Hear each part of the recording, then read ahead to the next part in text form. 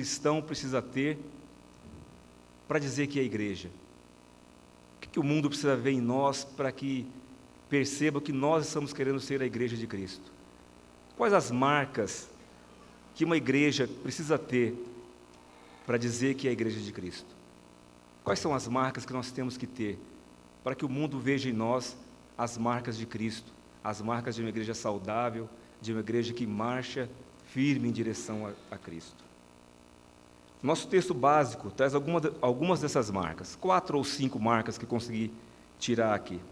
Embora seja um texto que aparentemente traga uma história bonita, uma história heróica, de um Deus que andou sobre as águas, até aí não tem vantagem nenhuma, porque Deus pode fazer o que quer, mas de um Pedro, um homem comum, que andou sobre as águas. Mas se nós olharmos profundamente para dentro desse texto, e aí está a beleza da palavra de Deus, né? As mensagens que ela consegue dar para nós, várias mensagens dentro de um mesmo texto. A primeira marca que esse texto nos traz está nos versos 21 e 22, a oração. O texto diz assim: logo a seguir compeliu Jesus os seus discípulos a embarcar e passar adiante dele para o outro lado, enquanto ele despedia as multidões. E despedidas as multidões, subiu ao monte a fim de orar sozinho. A Bíblia está repleta de textos que nos incita, que nos encoraja, que nos ordena a orar. Tiago 5,16 diz: muito pode por sua eficácia a oração do justo. Paulo, em sua carta aos Tessalonicenses, diz: orai sem cessar. Marcos 14,38 diz: vigiai e orai, para que não entreis em tentação. Homens de Deus do passado tinham vida de oração. Abraão, Moisés, Josué, Daniel e tantos outros. Homens que oravam, homens que tinham vidas dedicadas à oração. Agora é o próprio Filho de Deus que nos manda orar.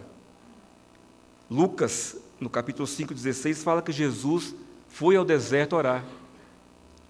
Na tentação de Cristo, ele jejuou e orou. Na transfiguração, ele orou. O que tem nos impedido de ter uma vida sincera de oração diante de Deus? Tenho sentido falta de orar mais. Veja que a oração em grupo, a oração na igreja é importantíssima. Repare na importância que tem quando eu peço para o Daniel orar, por exemplo. Daniel, você vai nos conduzir a Deus em oração. Daniel vai ser o porta-voz da igreja até Deus. Mas a oração particular, a oração sozinha, a oração que você faz no seu quarto, é o momento que você se derrama diante de Deus, o momento que você se entrega a Deus em oração, o momento que você conta as suas dores, as suas dúvidas, os seus medos, as suas angústias diante de Deus. Eu fiquei pensando, de ontem para hoje, numa oração interessante que às vezes nós fazemos. Na transfiguração, Jesus estava tomado de angústia. E ele orou ao Pai com tanta sinceridade que ele disse: se for possível, passa de mim esse cálice. O homem Jesus estava angustiado e orou. Quantas vezes nós estamos na mesma angústia, na mesma dor, no mesmo sofrimento e não temos buscado a Deus? Eu pensei numa oração que às vezes eu faço, e eu tenho certeza que vocês fazem também. A oração silenciosa, a oração sem qualquer palavra. Já fizeram uma oração sem palavra? A oração que você deita na sua cama e você consegue falar Pai, e não sai mais nada, porque a angústia, o problema é tão grande que você não consegue dizer palavra alguma. Oração sem palavra, oração que brota do coração sincero, compungido, atribulado, e você fica em silêncio. A sua ligação com Deus é tão grande que Deus penetra a sua alma, penetra o seu coração, e como um programa de computador, Ele escaneia o seu coração, a sua alma, os seus arquivos, os mais profundos, os mais escondidos, e depois Ele restaura um por um. Se nós tivéssemos um visor no peito e escrever: seus arquivos estão sendo escaneados, isso pode demorar alguns minutos. Isso é uma coisa que só acontece na oração, quando nós nos entregamos a Deus em oração. Quando nós nos falando para Deus, Senhor, faça a tua vontade na minha vida. E você levanta, você diz amém, consolado, restaurado, pronto para a guerra, porque você sabe que é Cristo que está com você. Marca de uma igreja saudável, uma igreja que ora, uma igreja que busca a Deus. A segunda marca dessa igreja é a tribulação. Estranho isso, né? A tribulação é marca de uma igreja. A tribulação é marca de uma igreja consciente, de uma igreja que sabe que vai passar por tribulação. Pedro, em sua carta, na primeira carta de Pedro, ele diz o seguinte, lá pelo verso 6, 7 ou 8, que talvez fosse possível que o povo de Deus passasse por tribulação. Lá no comecinho da carta ele fala que aquele povo era um povo eleito, era um povo escolhido, era um povo transformado. Somos nós. Mas ele diz que nós talvez passássemos por tribulação. Isso joga por terra qualquer evangelho que diz ao contrário, que a sua vida vai ser um mar de rosa. Você pode passar por tribulação, sim. E nós vemos isso aqui dos versos 24 até o verso 27. Eu queria que a igreja lesse para mim. Verso 24, 25, 26 e 27 é uma só voz.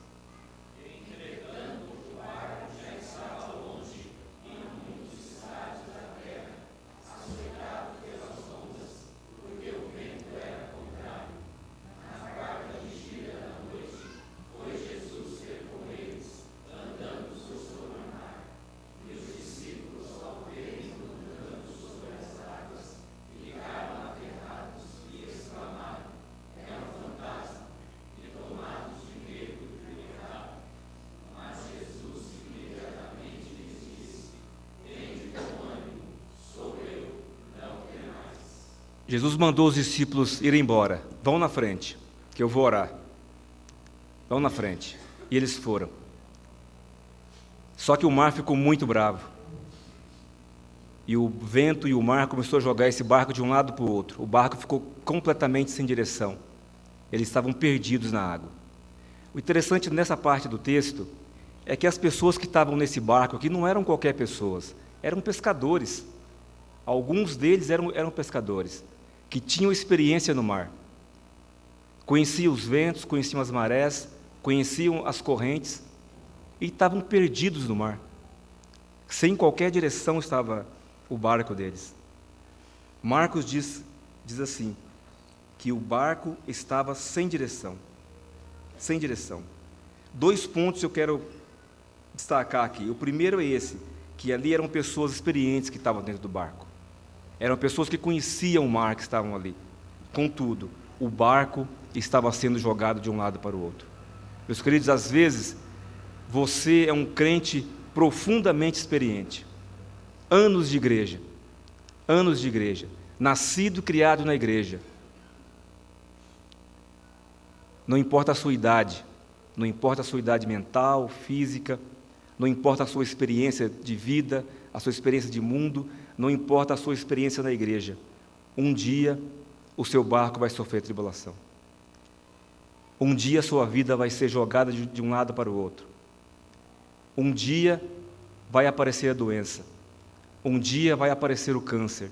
Um dia a tristeza bate na sua porta. Um dia a morte bate na sua porta. E aí esse servo experiente, esse servo valoroso, esse servo que conhece a Bíblia de capa a capa, vai precisar de colo, vai precisar de Deus, vai ter que clamar por socorro. O segundo ponto interessante aqui é que Jesus foi em direção aos seus discípulos. Jesus foi em direção aos seus discípulos.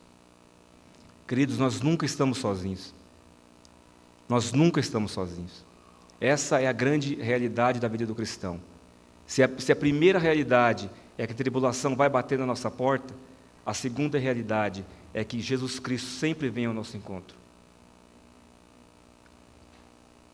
Marcos 6,48 diz assim: E vendo-os em dificuldade a remar, porque o vento lhes era contrário, por volta da 4ª vigília da noite, veio ter com eles andando por sobre o mar e queria tomar-lhes a dianteira. Jesus percebeu a tribulação daqueles discípulos e foi em direção a eles, e queria lhes tomar a dianteira. Jesus queria tomar o leme, Jesus queria tomar o timão da mão deles, Jesus queria dar direção àquele barco. Muitas vezes nos falta isso. Nós ficamos, e agora, o que eu vou fazer? Tem um hino que nosso coral canta que diz, há um que pode salvar. Às vezes nós nos esquecemos disso, que nós temos um Deus que quer nos salvar, não um Deus que pode, é um Deus que já nos salvou, é um Deus que vem ao nosso encontro, é um Deus que, mesmo passando por tribulação, podemos confiar nele. Ele sempre está ao nosso lado, ele sempre tem um plano perfeito para nossas vidas, ele sempre vai nos ajudar a seu tempo, do seu jeito, da sua forma, da forma que lhe dê honra e que lhe dê glória. Isso é muito importante. Às vezes nós perguntamos, por que eu estou passando por isso? O nosso sofrimento, a nossa fé provada e aprovada, redunda em glória para o nosso Deus. E essa tem que ser a nossa glória. A nossa glória é essa, saber que nós, através de nossa vida, estamos glorificando a Deus. Mesmo que para isso, nós temos que entregar a nossa própria vida ao trabalho, ao serviço e ao sofrimento. Quando nós estamos no fundo do poço, e alguém pergunta para você, está tudo bem? E você, graças a Deus, está tudo bem. E você passa pelas piores coisas que alguém pode passar. E as pessoas perguntam, está tudo bem? Você, graças a Deus, está tudo bem. Isso tem um efeito tão grande na vida do ímpio, quando ele percebe que você, apesar de toda a tribulação, você continua firme.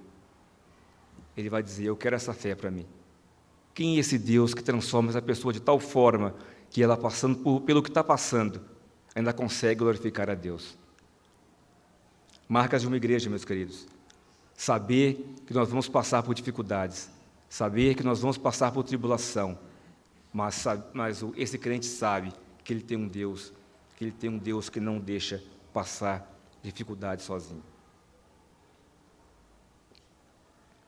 Outra marca dessa igreja, disposição e fé. Versos 28 e 29 diz assim: Respondendo-lhe Pedro, disse: Se és tu, Senhor, manda-me ter contigo por sobre as águas. E ele lhe disse: Vem. E Pedro, descendo do barco, andou por sobre as águas e foi ter com Jesus. Pedro sempre afoito, Pedro sempre o que levantava a mão primeiro, não, deixa comigo. Às vezes um pouco eufórico demais, um pouco criticado demais por nós, por suas atitudes. E Pedro novamente faz isso. Pedro percebeu que não era um fantasma que estava ali e falou: Senhor, se é tu mesmo que estás aí, se é Jesus mesmo que está aí, manda que eu quero ter contigo. Eu quero estar contigo aí. Isaías um dia entrou no templo e aconteceu algo incrível com ele. Ele se encontrou com Deus. Interessante isso, né? Às vezes nós vimos para a igreja e não encontramos com Deus. É estranho você vir na casa de uma pessoa e não conseguir ver a pessoa, sabendo que ela está ali. Isso pode acontecer com a gente, sim. Pode estar acontecendo hoje. Você está na igreja, mas ainda não se encontrou com Deus. Seu pensamento está longe. Talvez está dormindo ainda. E Deus está aqui querendo falar. Deus está falando e nós não estamos ouvindo. Estamos pensando no jogo que vai ter à tarde, na Fórmula 1 que eu estou perdendo, na cama que estava gostosa. Mas Isaías se encontrou com Deus no templo. E ele falou: ai de mim, eu vou morrer. Eu vou morrer porque eu vi a glória de Deus. Eu sou um homem de lábios impuros e habito no meio de um povo que tem lábios impuros também. Veja que o DNA do povo de Deus havia mudado. O povo que deveria louvar a Deus, que deveria glorificar a Deus, agora era um povo de palavreado chulo. Os meus lábios são impuros. E o meu povo, assim como eu, tem lábios impuros. E Deus tocou nos lábios dele. E Deus depois perguntou: Isaías, realmente o povo tem lábios impuros, o povo está perdido, assim como você estava. Quem você acha que a gente pode mandar para poder resgatar esse povo? Isaías sacou lá um papelzinho da mão: a gente pode mandar o seu Zé, a gente pode mandar o seu Joaquim, o Mohamed da esquina, não. Ele falou, não, manda eu, eis-me aqui, envia-me a mim, pode me mandar, Senhor, eu quero ir, pode me mandar. Eu fiz um pouquinho de teatro, não foi, as palavras não foram essas. Quantas vezes Deus tem incomodado você a assumir uma responsabilidade na sua igreja? Quantos dispostos a servir nós vamos esperar ainda para levantar e falar, eu quero ser professor da classe da mocidade, eu quero dar aula para os adultos, eu quero aprender piano para tocar nesse coral, eu quero tocar naquele negócio preto ali, eu quero fazer a sopa do sopão. Quantos dias, quantos anos nós vamos esperar ainda para isso? Criticamos bastante Pedro, né? Ah, esse Pedro é um louco, esse Pedro é um doido, falastrão. Quem dera tivéssemos loucos e falastrões dentro da igreja, que levantasse a mão e falasse, eu vou, pastor, deixa comigo, é comigo, como se diz aí fora, deixa para o Beck, não é assim que a gente fala aí nos jogos, deixa comigo que eu faço. Tem faltado tanto isso na nossa igreja. Vamos ter eleição para diácono. E eu quero confessar uma coisa aqui. Conselho que me perdoe, mas eu vou falar.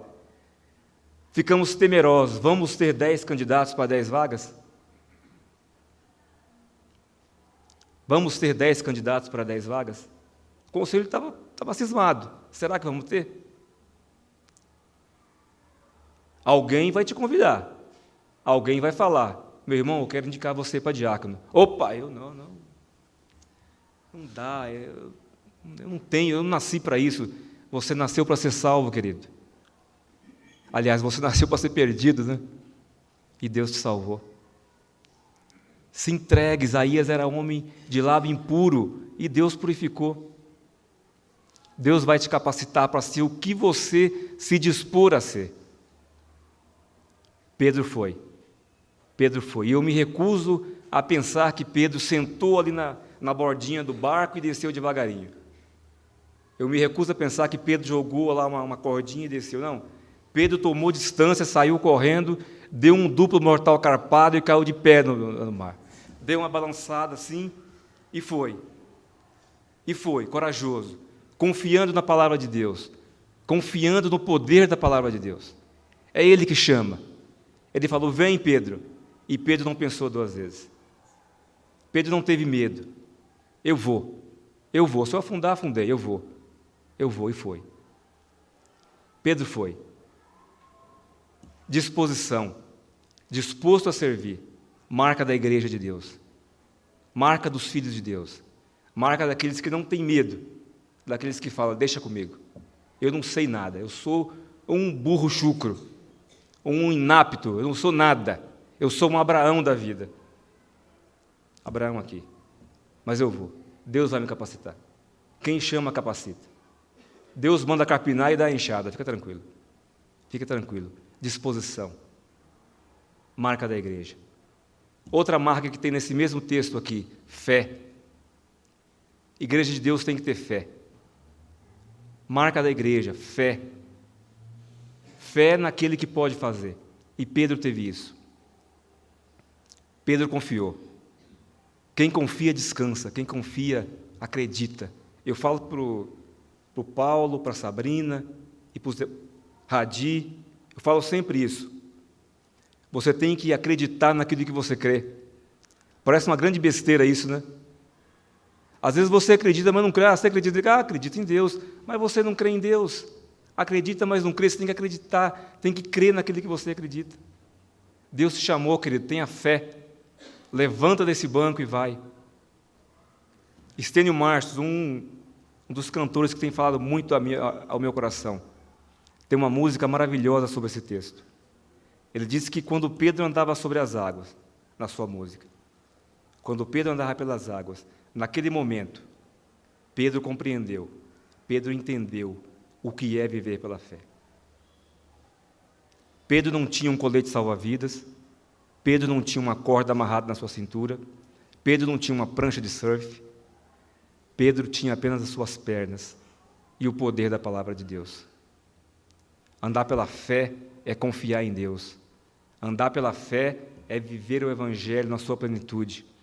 Andar pela fé é não temer absolutamente nada, porque tudo posso naquele que me fortalece.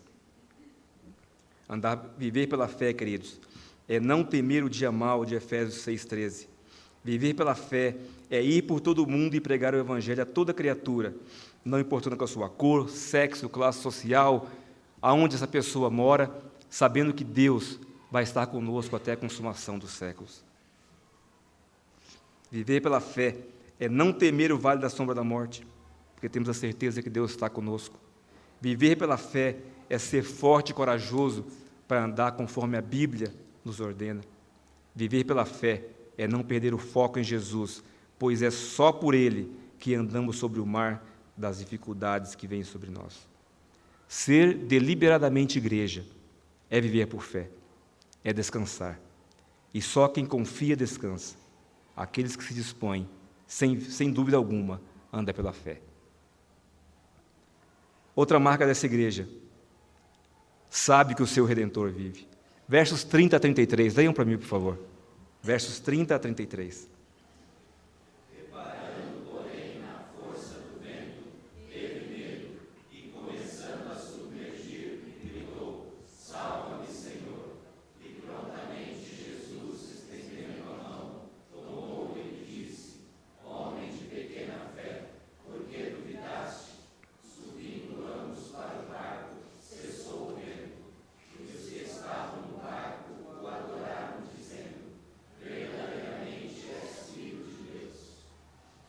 Que pena, né? Pedro afundou, né? Estava indo tão bem, né? Estava indo tão bem. Acontece. Quantas vezes você já não afundou também? É tão bom criticar os outros, né? Puxa vida, Pedro, você também é bem fraquinho, hein? Como é que você dá uma dessa, né? Depois de andar sobre o mar, você afunda. Nunca mais vai ter uma chance dessa, de andar por sobre o mar. Pedro afundou. Pedro começa a observar o que está em volta dele. E o incrível, o interessante, eu não tinha percebido isso, a não ser ontem à noite, quando eu fui dormir, eu fiquei pensando, o mar continuava bravo, o vento continuava forte, o negócio não acalmou para Pedro andar por sobre o mar. A dificuldade estava toda ali ainda, estava tudo do mesmo jeito, mas é como se Deus envolvesse Pedro numa redoma e ele fosse andando sem perceber o que estava acontecendo. Querido, quando Deus te ajuda nas suas dificuldades, as dificuldades continuam lá.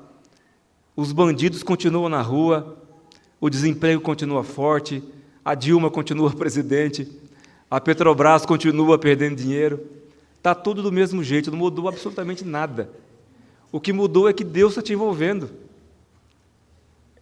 Isso é bonito demais. E graças a Deus esse culto foi hoje, porque eu só percebi isso ontem. Está tudo ali, está tudo do mesmo jeito. A diferença é Deus. A diferença é o Senhor Jesus que nos toma. Essa é a diferença. É como um guarda-chuva que te cobre e você passa no meio da dificuldade e gente morre. 1000 cairão à sua direita, mais 1000 à sua esquerda e você continua seco. Olhando as dificuldades e, puxa vida, caiu um ali, morreu outro ali, e você continua de pé. Essa é a diferença, Deus está conosco. Deus está conosco. Pedro se esqueceu disso por um segundo. Ele sentiu o vento batendo no seu rosto, sentiu o seu pé molhado na água. Está chovendo ainda. Afundou. Afundou. Mas eu quero fazer apologia a Pedro nessa manhã. Eu quero tirar uma coisa positiva disso ainda. Pedro sabia quem era seu Deus. Pedro não tentou nadar. Pedro não tentou uma nova técnica de boiar na água, agora eu consigo, e ficou para cima boiando, tal, procurou uma madeira para ser... Não, Pedro falou, Senhor, me salva. Senhor, me socorre, porque eu estou morrendo. Pedro se lembrou do seu Deus. De quem você se lembra quando você está se afundando? Vou pegar o meu horóscopo, vou ver o que está dizendo para mim hoje aqui. Câncer, o meu é câncer, viu? 16 de julho.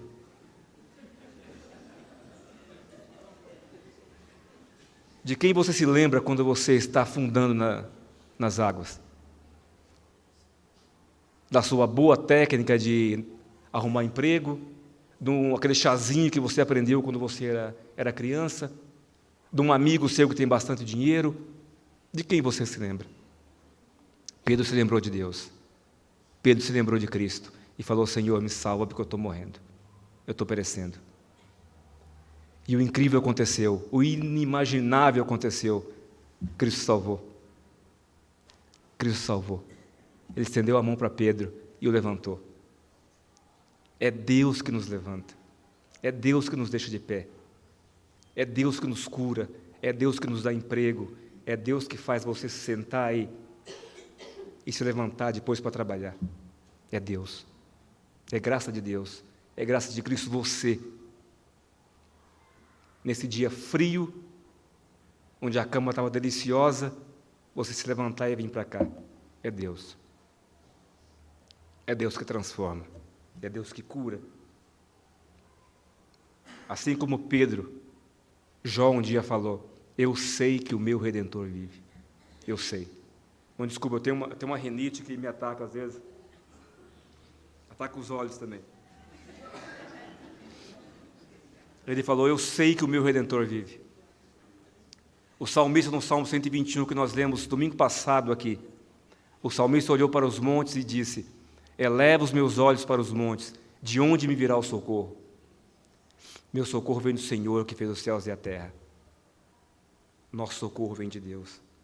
Nosso socorro vem de Deus.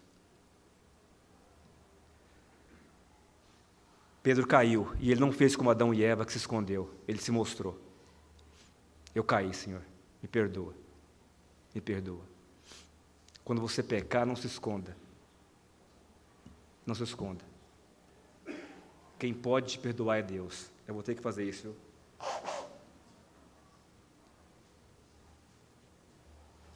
Quem pode te perdoar é Deus. É Ele que pode perdoar você. Queridos, eu tinha mais algumas coisas para falar aqui, mas o tempo está correndo. O tempo está correndo. Mas eu queria dar um exemplo ainda. Um exemplo muito bonito que estive pensando essa noite. Sabe quando você um dia foi fazer compra com seu pai? Ou se você nunca foi, imagina isso. Você pequenininho, indo lá no Lago da Concórdia, lá no Brás, no final de ano. Quem já foi lá sabe o que é isso. 1.000 pessoas por metro quadrado. Imagina você lá com seu pai, você pequenininho fazendo compras. E, de repente, a sua mão se solta dos braços do seu pai, e você procura seu pai e não acha. E você começa a ficar desesperado, e se passa 30 segundos, 1 minuto, e você procurando, e não vê ninguém, só gente estranha, e você começa a chorar, desesperado, porque você está sozinho. Desesperado porque você está sozinho. Aí você sente um toque no seu ombro, e você olha, é seu pai. E você se agarra nas pernas dele com toda a força. Ele fala: calma, estou aqui, fica tranquilo, te pega no colo, enxuga seus olhos, e vocês continuam a fazer suas compras. O que eu aprendi desse texto, fortemente, é isso. Quando você se perde, Deus bate nos seus ombros e fala: tem de bom ânimo, eu estou aqui. Você não está perdido, não. E você se agarra em Deus. Você abraça as pernas, porque Deus é tão grande que você consegue alcançar o joelho. E você agarra com toda a sua força ali e não solta mais. Porque você sabe que ali você está seguro. Ali é seu porto seguro. Deus é seu porto seguro. E Deus te pega no colo. Deus enxuga seus olhos, te consola, te restaura. E entra com você no barco. Jesus fez isso com Pedro. Pegou Pedro pela mão. Não mandou ele sozinho. Não foi na frente e deixou Pedro para trás. O texto fala que eles entraram juntos. Ambos entraram no barco. Os dois, de braços dados. Talvez Pedro estivesse no colo. Entraram no barco. E Jesus falou: vento, acalma. Mar, sossega. E aqueles 12 homens adoraram a Deus e disseram: verdadeiramente esse é o Filho de Deus. Esse é o Filho de Deus. Concluindo, meus irmãos, a oração é dever e deve ser prazer do cristão. Estar a sós com o Pai deve ser o nosso desejo todos os dias. Não existe crente suficientemente forte para viver sem os cuidados de Cristo. O cristão vive pela fé. Cristo é o nosso pronto-socorro. Sem Ele não existe salvação. Ele nos conduz com segurança para um lugar de paz e calmaria. Na minha infância, eu cantava um corinho que dizia assim: com Cristo no barco tudo vai muito bem. Não queira navegar sem Cristo. Não queira navegar sem Cristo. Amém. Vamos orar mais uma vez. Pai Santo, nós te louvamos, ó Pai, pela Tua mensagem, Senhor Deus. Te louvamos pela Tua palavra, Senhor Deus. Te louvamos, ó Pai, pelo Teu socorro presente na tribulação, Senhor Deus. Te agradecemos, ó Pai, porque Tu deixastes exemplos grandiosos para nós, ó Pai, de oração, de poder, Senhor Deus, de um Deus que não apenas salva nossa alma, Pai, mas também cuida do nosso corpo, Senhor Deus. Que nós possamos, ó Pai, estar dispostos, ó Pai, dispostos a Te servir, aonde quer que o Senhor nos mandar. Nós possamos confiar, ó Pai, ter fé em Ti o suficiente para descansarmos, ó Pai, na Tua palavra, Senhor Deus. Sei com essa igreja, Senhor Deus. Nos abençoa, ó Pai. É minha oração no nome santo de Cristo Jesus. Amém.